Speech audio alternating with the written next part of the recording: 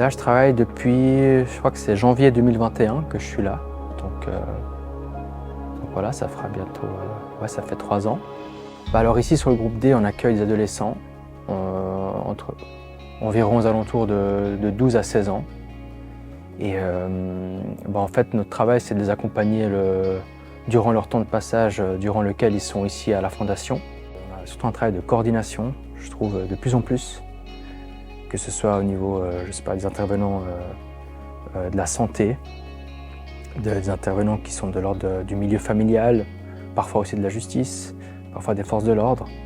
Et voilà, de dire qu'on les accompagne d'un point A à un point B, ce qui correspond à leur temps de passage ici. Je crois que c'est assez... ça permet d'être relativement général, puis en même temps de ne pas trop les enfermer dans une case trop spécifique, quoi. Parce qu'ils sont tous là pour des raisons et des besoins différents. Donc on peut dire que c'est un peu selon la situation de l'enfant à un instant T. Ce qui me plaît, c'est le contact avec les adolescents.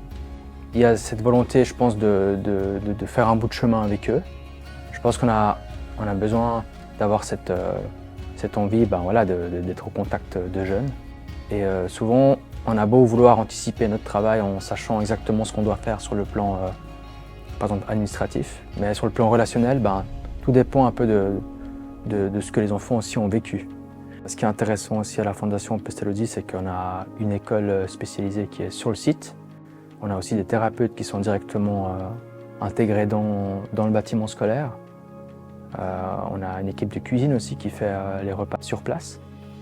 Donc ça crée un peu un micro-village au sein du foyer, où il y a aussi différents corps de métier qui travaillent ensemble.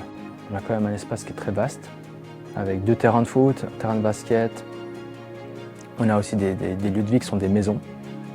Donc c'est quand même des espaces qui sont quand même relativement importants, chacun a sa chambre.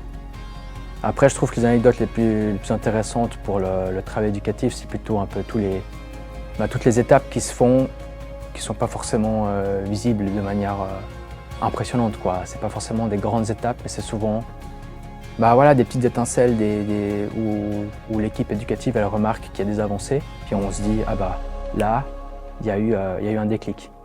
L'enfant a avancé, il a fait un pas.